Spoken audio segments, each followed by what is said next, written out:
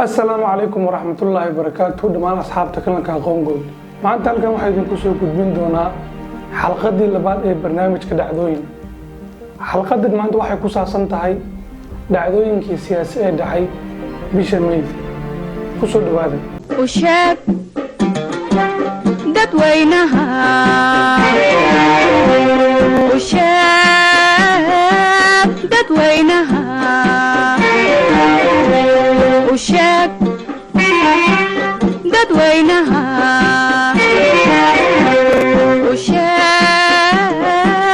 dadweynaha. bishii May sanadii 1963 dowladda Soomaaliya ayaa waxay si rasmi ah ugu biirtay ururka midowga Afrika. bishii May sanadii 1964 Axmed Maxamed Cabsiye ayaa loo doortay gudoomiyaha baarlamaanka jamhuuriyadda Soomaaliya. bishii May sanadii 1988 jabhadii SNM ayaa gudaha u gashay magaalooyinka Burco iyo Hargeysa. dowladdii xilligaas jirtay ee uu hogaaminayay madaxweyne Maxamed Siyaad Barre waxay diyaarado ku duqeysay magaalada Hargeysa, waxaana khasaare ba'an uu ka soo gaaray shacabkii ku noolaa magaalada. in ka badan 650 kun oo qof ayaa u qaxay dalka Itoobiya. dowladdii Soomaaliyana waxaa laga jartay deeqihii dibadda markii la ogaaday in ay ku xadgudubtay xuquuqda bini'aadamka. bishii May sanadii 1990 waxaa soo baxay qoraalkii manifesto. kooxda manifesto ayaa ka koobnayd 114 qof oo iskugu jira hogaamiyaal siyaasadeed, ganacsato, aqoonyahan iyo culimaa diin. waxayna baaq u direen madaxweyne Maxamed Siyaad Barre inuu xukunka ka dago. bishii May sanadii 1991 shirweynihii beelaha waqooyi ee ka dhacay magaalada Burco ayaa jabhadii SNM waxay ku dhawaaqday in ay la soo noqotay xoriyadeedii lana baxday jamhuuriyadda Soomaaliland, kuna soo noqotay xuduudii ay lahayd Israac hortii 1960. hogaamiyihii SNM xilligaas Cabdiraxmaan Axmed Cali Cabdiraxmaan Tuur ayaa noqday madaxweynihii ugu horreeyay ee Soomaaliland. bishii May sanadii 1993 guddiga odayaasha beelaha waqooyi ayaa Maxamed Xaaji Ibraahim Cigaal shirkii Boorama ugu doortay inuu noqdo madaxweynaha jamhuuriyadda Soomaaliland. sidoo kale waxaa la ogolaaday dastuurkii ku meel gaarka ahaa ee Soomaaliland. bishii May sanadii 1999 jabhadii raxanweyn RRA ayaa waxay ka saartay gobolada Baay iyo Bakool ciidankii Caydiid ayagoo taageero ka helaya Itoobiya, waxayna raxanweyntu samaysteen maamul u gaar ah.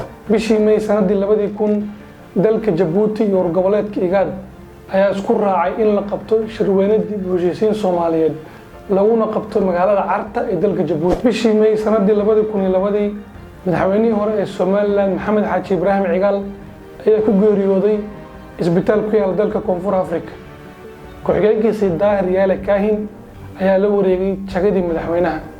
Maxamed Xaaji Ibraahim Cigaal waxa uu ahaa halgamaa door muhiim ah ka soo qaatay sida gobolada waqooyi ay uga xoroobi lahaayeen gumaystihii Ingiriiska. bishii May 2003 waxaa heshiis laga gaaray colaadii sokeeye ee Puntland, waxaana madaxweyne Cabdullaahi Yuusuf Axmed loo ogolaaday inuu sii noqdo madaxweyne, halka mucaaradka uu hogaaminayay Sanaal Cadde Muuse laga siiyey maamulka Dhacdooyin. sidoo kale xoogagii mucaaradka ahaana waxaa lagu daray ciidanka Puntland. bishii May sanadii 2005 madaxweynihii dowladda federaalka margaarkeeda Soomaaliya Cabdullaahi Yuusuf Axmed ayaa xukuumaddiisii ka soo raray magaalada Nairobi una soo raray magaalada Jowhar.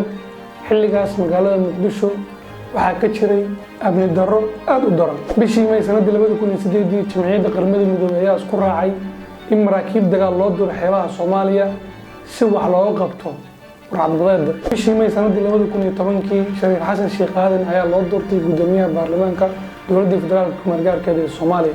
bishii May 2013 waxaa madaxweynaha dowlad goboleedka Jubbaland loo doortay Axmed Madoobe. intaas ayaan jeclaystay inaan la wadaago. runaantii way jiraan dhacdooyin badan aan ka tegay, mana rabo inaan garanaysahay muuqaalku intaas ka sii bato.